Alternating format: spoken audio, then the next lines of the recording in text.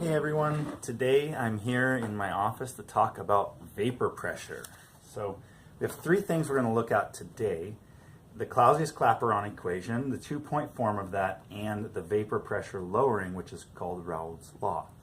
So I'll explain those for a second briefly, and then we'll head over to some examples. So if you remember, vapor pressure is pressure caused by a liquid evaporating into the gas phase. So water molecules from this liquid down here will naturally evaporate up into the gas phase inside this beaker. And then they'll be part of the gas molecules here. So they'll be part of what's colliding with the walls of the container and colliding with the nitrogen and the oxygen and the argon from air. And that's going to cause some pressure in this container. And we account for that difference by, or for that amount of water molecules that are in the gas phase by subtracting out the pressure of water to get the pressure of the dry air that's bouncing around in there. We've talked about that previously, the idea of vapor pressure. And that's using Dalton's law of partial pressures. We can subtract those pressures, etc. But what we want to talk about now is changes in vapor pressure if you were to do things to this. So for example, what if I heated this up? This would be a really inefficient way to heat this up, but you can imagine that as the water gets warmer and warmer and warmer, what's going to happen to this space up here as a gas? There's going to be more and more and more water molecules that are escaping the liquid and joining the gas phase up here as I heat it up. So that's what happens with our first two equations. Our first two equations show us the relationship between vapor pressure and temperature. So this is the full form of the Clausius-Clapeyron equation, which relates vapor pressure and temperature. And then this is the two-point form of the equation that relates vapor pressure and temperature.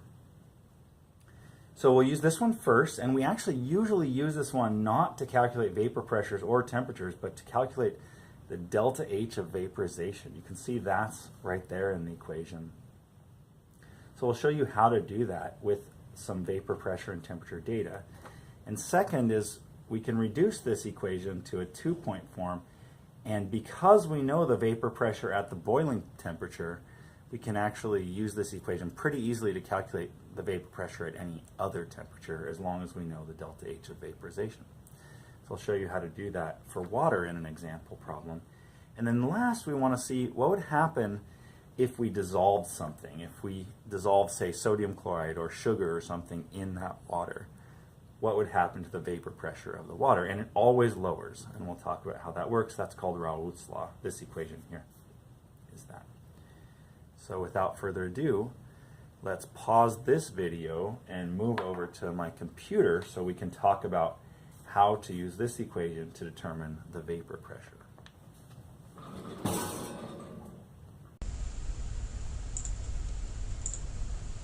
Alright, so we're over here at the computer. We're talking about the effects of temperature on vapor pressure, and we were looking at this form of the Clausius-Clapeyron equation right here. We have the natural log of the vapor pressure is equal to the negative delta H of vaporization, that's the heat required to vaporize a mole of your substance, divided by R, that's still the gas constant, times 1 divided by temperature plus natural log of this constant beta. We won't actually have to use that, so we won't worry about what that is or how you would calculate that right now. Let's go ahead and look at how we would do a problem like this. So the problem is determine the delta H of vaporization, so determine this from the equation, of dichloromethane given the vapor pressure versus temperature data. So we have measured vapor pressures at different temperatures. So at 200 Kelvin, we have 0.8 vapor pressure in torr. At 220, it's 4.5 torr. At 240, 21 torr. At 260, it's 71 torr. 280 is 197 torr. 300 is 391 torr. We're going to plot this actually in Excel and use that to determine this. And it's a lot easier than it looks. We actually don't have to use this full equation. The reason is because if we could get the equation of the line, we would see that this is in the equation is in the form of y equals mx plus b. So this variable here, natural log of vapor pressure, is equal to the y what's plotted on the y-axis, where this term here would be the slope, and 1 divided by temperature would be plotted on the x-axis, and then this is just, we can see the natural log of beta easily because it'll be the intercept. So what we're going to do is we're going to plot natural log of our vapor pressures on the y-axis in Excel, and 1 divided by our temperatures on the x-axis in Excel, and then the slope m will be equal to this term here. And we can actually just relatively easily then solve that problem. So let's do it. Oops. So I'll get out here, and the easy thing to do actually, we're just going to copy and paste this stuff over to Excel. So there's the equation, so we don't forget what we're working with here. And then let's go back and grab our temperature and vapor pressure data. So hopefully this will copy over easily. And there it is.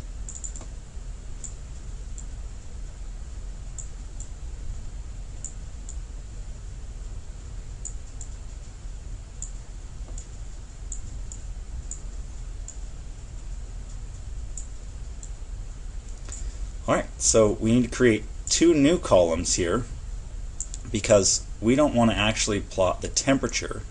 We want to plot 1 divided by the temperature, and we don't want to actually plot the vapor pressure. We want to plot the natural log of the vapor pressure. So that's really easy to do in Excel. We'll just type natural log of the vapor pressure so that we have a column title, and then 1 divided by the temperature here, just so we know what we'll be plotting in these cells. And we can make that bold if we want, it doesn't really matter. Then we have to type in the formula, so I'm going to type in equals for this one, and in Excel it's literally just ln means natural log, so I'm going to say equal the natural log of the vapor pressure right here. And then I can just copy that formula down so that it's always calculating the natural log of the vapor pressure. I can do the same thing with the temperature, equals 1 divided by whatever this temperature is over here, and then just copy that formula down. And it looks like it's sort of rounded that off, but Excel will naturally calculate to as many digits as it can. So if it looks like it rounds it off, it may be just because it wasn't displaying all of those digits, which were zeros in this case. So now the key is, this is our y, so the natural log of vapor pressure is our y-axis. So we need to make a plot where we insert a graph, and we'll use an XY scatter plot for this. And we need to make sure that on this plot we've ended up plotting this natural log of vapor pressure on our y-axis and these 1 divided by temperatures on our x-axis. And it looks to me like we have not done that properly. I'm going to move this equation over here so that we can get more space for our graph.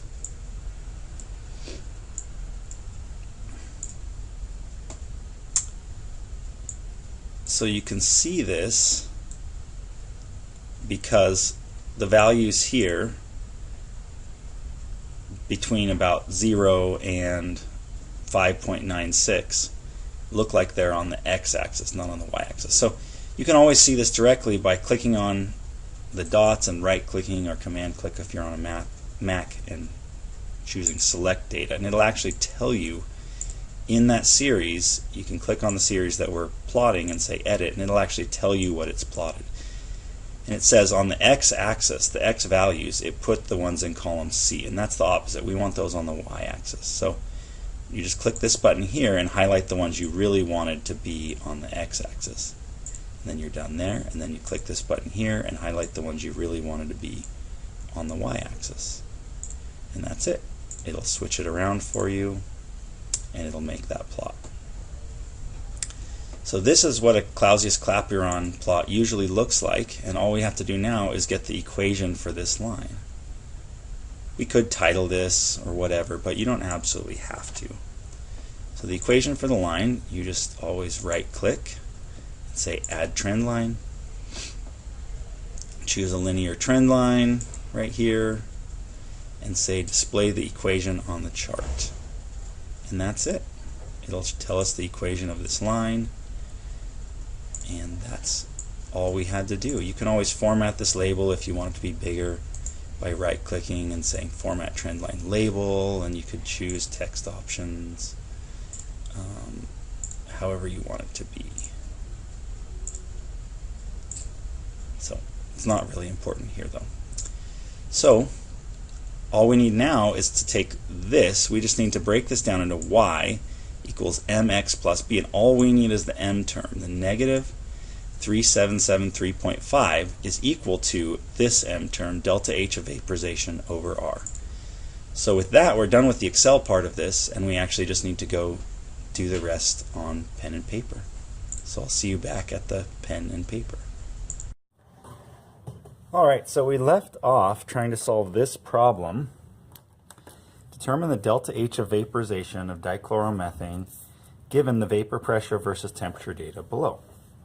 And we said that if we plotted this on a graph, putting the natural log of vapor pressure on the y-axis, 1 over temperature on the x-axis, then this would be the way we solve for the vapor pressure. Meaning we could set up m, whatever m is from the graph, the slope is on the graph, would be equal to this term here. So that's what we have. So we've got this equation here. It's in the form y equals mx plus b, and we did it. So we just need to get m from the graph, which is right here, negative 3,773.45, and set it equal to delta H of vaporization for R. So we say delta H of vaporization divided by R is equal to whatever that was from the graph, negative 3,773.45. And the unit of that is actually Kelvin. It's hard to see exactly, so you can take my word for it, or you can sort of figure it out based on the information we put in. The weird part about it is your vapor pressure unit sort of goes away in this process because we took the logarithm of that. So that's a discussion for a different day, but you can take my word for this right now. So to do this, we're trying to solve for delta H of vapor pressure, so we can just get delta H of vapor pressure by itself. To do that, we'd multiply both sides by R, and then by -1 to get rid of the negative sign from both sides of the equation, and we'll get delta H of vaporization equals 3,773.45 Kelvin times the gas constant R. All we have to do then is plug that in, 3,773.45 Kelvin times the gas constant. We'll use the energy form of this, 8.314 joules per mole Kelvin. Our Kelvin units will cancel, and we'll get our answer in joules per mole. 3773.45 times 8.314 equals 31,372 joules per mole, or you could reduce that to the delta H of vaporization is 31.4 kilojoules per mole, if you wanted to convert into kilojoules. So that's it. We use those trends to plot it on a graph. We find the slope of the line, and that's equal to delta H of vaporization over R. And we now know the heat required to vaporize a mole of water, or sorry, a mole of dichloromethane.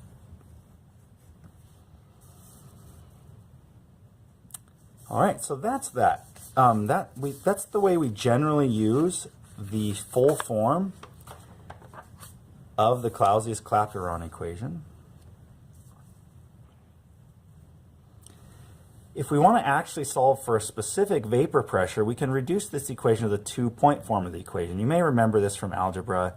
You've got the full form of the equation if you know the overall trend in the data, but you can actually reduce this to a two-point form of the equation, and the constant falls out because you're subtracting one situation from another. So you subtract the constant from itself and get 0 there.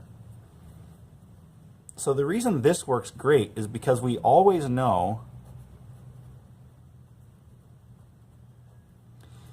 one situation. What is that situation? Well, that's at the boiling point. At the boiling point for any substance, if we know the boiling point, we know the temperature. So for example, for water, that's 100 degrees Celsius. So at that boiling temperature, we know the vapor pressure because it's the definition of when something boils. Something boils when its vapor pressure is equal to the outside atmospheric pressure. So at the boiling temperature of water, we know that the vapor pressure is 760 torr. So that would be one situation. You could use it for 1 and 1 or 2 and 2. We usually use it for 1 and 1. So we could plug in the vapor pressure of 760 torr here, and the temperature, we'd convert it to Kelvin and plug that in for the temperature here. And then if we knew the other temperature that we were interested in, we could just solve for the second vapor pressure. So let's go ahead and do that. Here's a problem. Determine the vapor pressure of water at 25 degrees Celsius, given that the normal boiling point of water is 100 degrees Celsius and the vapor heat of vaporization is 40.7 kilojoules per mole. So let's just dive right into this problem.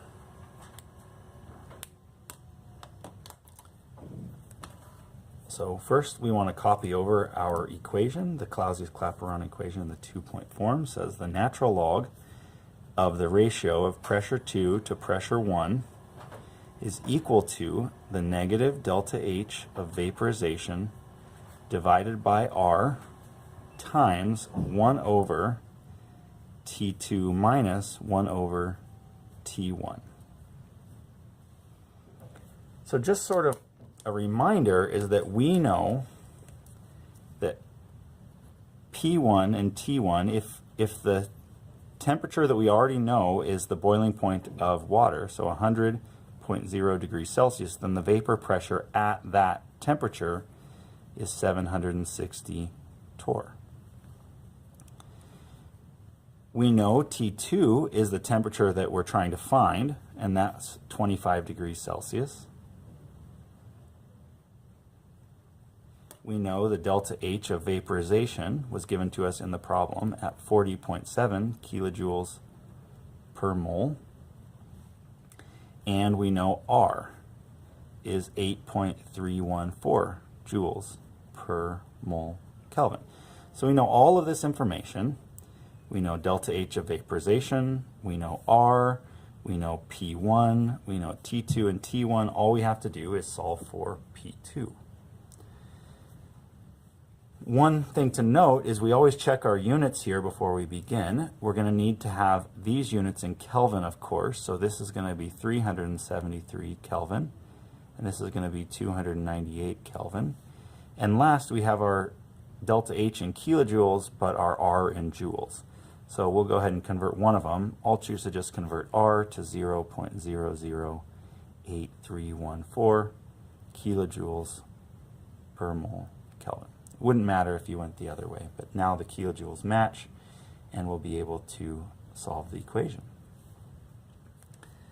So just pop back over here to solve this equation. And you can do this whatever way you want. In this case, I'm going to go ahead and plug in the information on this side of the equation first for simplicity, and then I'm going to work on doing the algebra. So I'm just going to plug in for delta H of vaporization, negative, because we changed it to a negative. There's a negative sign there. 40.7 kilojoules per mole divided by R, 0.08300, 314 kilojoules per mole Kelvin, times 1 divided by T2, 298 Kelvin, minus 1 divided by T1, 373 Kelvin. So I can plug that all into my calculator. I'm going to get the natural log of P2 over P1 is equal to negative 3.30. Now, I've simplified all that down to one quick number, and let me check units really quick before I begin. The kilojoules are going to cancel, the moles are going to cancel, and actually the Kelvin unit is going to cancel as well. This one is divided by on the bottom, so you would invert and multiply, so this Kelvin unit ends up on top, and that actually will cancel with the Kelvin units here. So I don't have any units left in this equation. So now I need to deal with the logarithm. So if you remember from algebra, the opposite of a log is raising something to the as a power of e. So if I plug in here e to all of this and e to this, then that will cancel out the natural log. So then I get P2 over P1 equals e to the negative 3.30. Now I'm trying to get P2 alone, so I multiply both sides by P1. P1's cancel, and I get P2 is equal to e to the negative 3.30 times P1. And I know what P1 is, so it's going to be equal to e to the negative 3.30 times 760 torr. And if you plug that into your calculator, you'll get that P2 equals 28.0 torr. So the vapor pressure, P2 is the vapor pressure of water at 25 degrees Celsius. So that would be 28.0 torr. And that's it. It's a little bit of a long process, but it's pretty straightforward all the way through.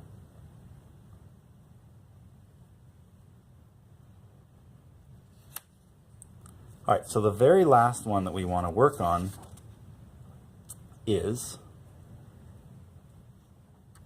the last equation down there,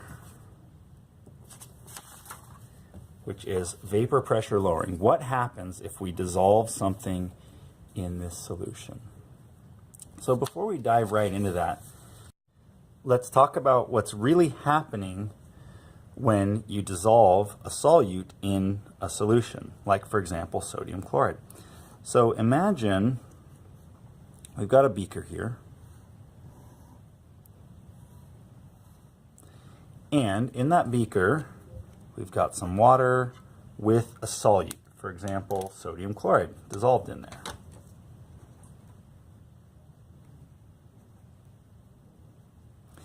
We've already talked about how in the solution down here, those sodiums and chlorides would be surrounded by water molecules. But what's happening up here along the surface of this liquid? So imagine that we can zoom way in and look at the actual molecules along the surface. There would be water molecules, and in a regular solution there's just water molecules lined up one after another along that surface. But if sodium chloride were mixed in with that, you would have sodiums and chlorides also in that chain, where there would be water molecules here and here, but then there would be sodium chlorides breaking up that line across the surface. So that's what vapor pressure lowering is about. Is that essentially it's just that there are less water molecules up here along the surface, so not as many of them can evaporate and bump off into the gas phase. This water molecule down here, which maybe before would have been able to bounce off into the vapor phase, would now bump into a chloride and would stay in the solution in general. So essentially the vapor pressure is just lowered by the percentage to the percentage of water molecules that are along the surface. And if we look back at Raoult's law down here, you can actually see that in the law. you can see that it's just that the new vapor pressure of the solution is equal to the vapor pressure of the solvent, the original water, in the case that we've been talking about, times whatever the mole fraction is. This is the Greek letter chi, and it just represents the mole fraction here. And all we mean is what percentage of those molecules along the surface is the actual water. And we actually calculate that really simple. It's just the moles of the solvent, which in our case is water, divided by the moles total. That's it. That does not say total, but you get the idea. The moles of the solvent divided by the total number of moles in the mixture. So let's do, as we always do, an example. Let's calculate the vapor pressure of a solution made by dissolving 25 grams of glucose, which is this formula here, in 215 grams of water at 50 degrees Celsius. And just for reference, the vapor pressure of water at 50 degrees Celsius is 92.5 torr.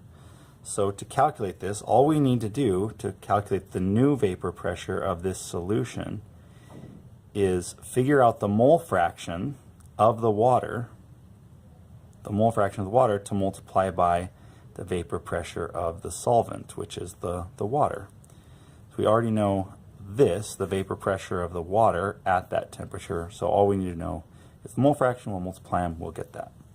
So that's the hardest part of this, is how do you calculate the mole fraction of water? Well, that's just going to be the moles of water present divided by the moles total. And a total, of course, is water and glucose.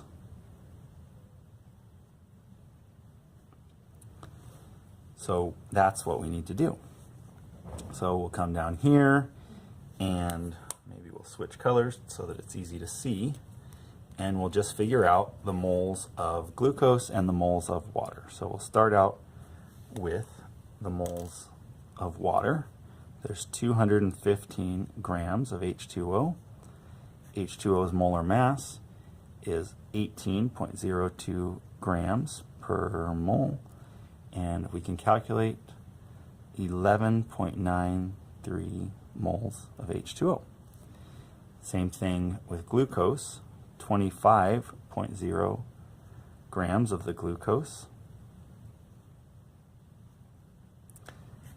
If you add all those up, you'll find that the molar mass of glucose is 180.2 grams per mole.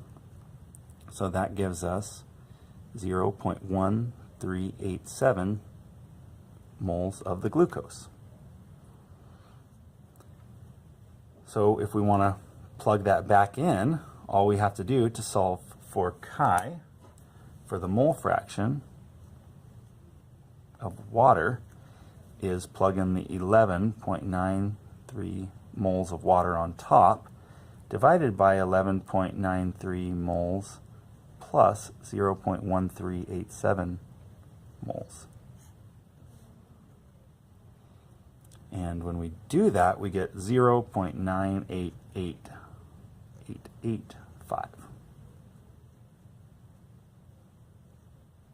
The mole fraction of water is 0.9885. We can just come back to our original problem, plug that in. The new pressure of this solution is equal to 0.9885 times the old vapor pressure, 92.5 torr, and we'll multiply those and get 91.4 torr. The pressure of this solution at 25 degrees Celsius, or at 50 degrees Celsius, pressure of this solution at 50 degrees Celsius is 91.4 torr. Now that's just barely a little bit lower than our original vapor pressure, and that's just because we dissolved just a little bit of glucose in there. So we have a slightly lower vapor pressure. And that's it. That's how you use Raoult's law to calculate changes in vapor pressure by dissolving solutes into a solvent.